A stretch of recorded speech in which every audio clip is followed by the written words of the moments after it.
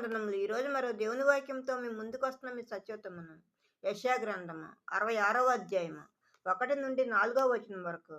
యెహోవా ఇలాగ సెలవిస్తున్నాడు. ఆకాశము నా సింహాసనము, భూమి నా పాదపీఠము.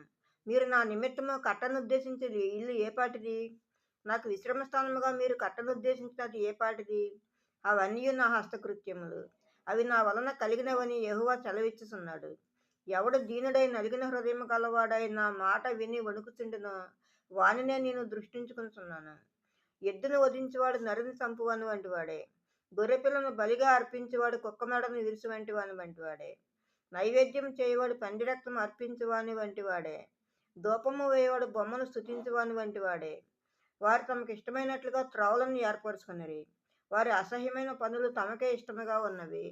నేను పిలిచినప్పుడు ఉత్తరమిచ్చేవాడు ఒకడునూ లేకపోయిను. నేను మాటలాడినప్పుడు వినువాడు ఒకడునూ లేకపోయిను. నా దృష్టికి చెడ్డదైన దాన్ని చేసిరి, నాకు ఇష్టము కాని దాన్ని కోరుకొనిరి. కావున నేనును వారిని మోసంలో ముంచుదును. వారు భయపడి వాటిని వారి మీదికి రప్పించుదును. ఆమేన్. మరో దేవుని వాక్యంతో రేపు ముందు ఉంటాను. అందరికీ శుభరాత్రి.